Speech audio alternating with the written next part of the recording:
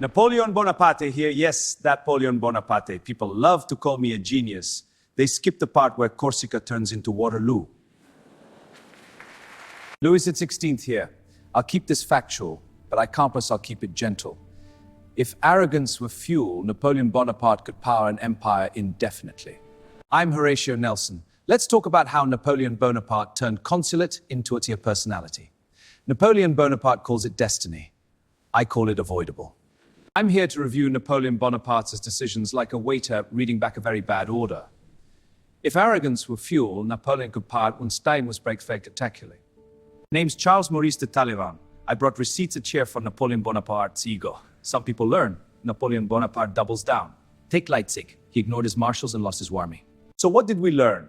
The story isn't just Napoleon Bonaparte. It's how Spain turns into Waterloo when nobody taps the brakes. Subscribe and tell us who should get roasted next. Pinned comment has details. Coming soon, Cleopatra. The receipts are already warmed up. Tonight's backdrop is Corsica, the perfect place to make a confident decision and regret it later. Start with Corsica. That's where Napoleon Bonaparte decided more was a strategy. From there, it was conquest after conquest. No breaks, drownless, and it led straight to his Waterloo. Then comes consulate, and Napoleon Bonaparte treats it like a flex instead of constraint. He centralizes power, crowns himself. This overreach to breed state, Brixton, Waterloo. Spain shows up, and suddenly Napoleon Bonaparte is sprinting while everyone else is doing math. It's a classic case of overreach. He's bred no breaks. And the receipt, Waterloo.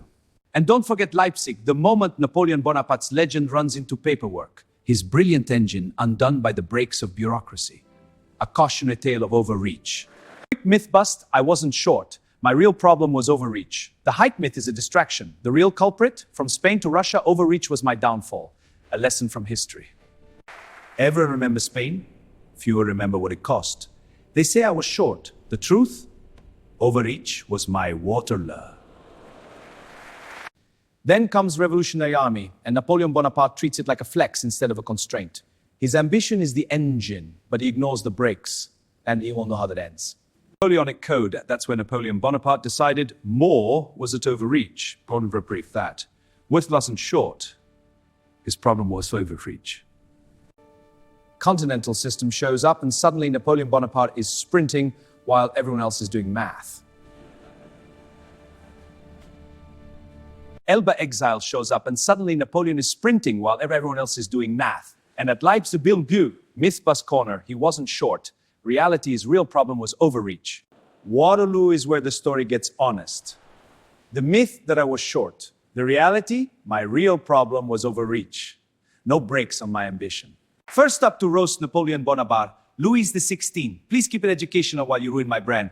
I once willed my intentional breaks of overreach. And bow problem, hubris. At Toulon, Napoleon Bonaparte is improvising like a virtue in the receipts notice. Myth bust corner, he was short. From Corsica to the chaos of his code, the brakes were never installed. And then comes Austerlitz, and Napoleon Bonaparte treats it like a flex instead of a constraint. He wins big but ignores the warning signs. This isn't strategy, it's a gambler's high. Then comes Russia 1812, and Napoleon Bonaparte treats it like a flex instead of a constraint. The result, a catastrophic loss and the beginning of his downfall. The 100 Days, that's where Napoleon decided more was a strategy. A return from exile, more battles, more enemies. The recipe for like synopsis. Overreach, as always. And don't forget Italy campaign, the moment Napoleon Bonaparte's legend runs into paperwork. Napoleon Bonaparte calls it destiny. I call it avoidable. Empire branding shows up, and suddenly Napoleon Bonaparte is sprinting while everyone else is doing math. Napoleon Bonaparte treats this like a game. History treats it like a filing system. Winter logistics, that's where Napoleon Bonaparte decided more was a strategy. Napoleon Bonaparte treats this like a game. History treats it like a filing system. At Waterloo, Napoleon Bonaparte is improvising like it's a virtue in the receipts notice. Napoleon Bonaparte treats this like a game. History treats it like a filing system. Put Corsica next to Italy campaign and you get the classic Napoleon Bonaparte move. Momentum over maintenance. Put consulate next to empire branding and you get the classic Napoleon Bonaparte move. Momentum reform. Myth? Oh, he was short. Reality, his problem was overreach. Put Spain next to winter logistics and you get the classic Napoleon Bonaparte move, momentum over maintenance. He charged in, ignored the terrain, and by the time winter hit, his army was frozen and shattered. Put Pitt next to Waterloo and you get the classic Napoleon Bonaparte move, momentum over maintenance. Waterloo in 1813. That's enough for now. Horatio Nelson, please continue the roast while Napoleon Bonaparte pretends it's fine. He was a brilliant engine, but his overreach was the terrible break. From Spain to Waterloo, his ambition wrote his defeat. I've done my damage. Napoleon Bonaparte can breathe again until Duke of Wellington speaks. He secured peace at Amiens, then broke it to crown himself tail. His real flaw was overreach. I've done my damage.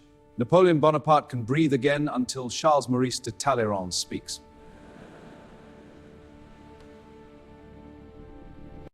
I'll leave the rest to Napoleon Bonaparte. Napoleon Bonaparte tried not to interrupt with mythology. At Leipzig, his overreach met the coalition. The fallout was inevitable.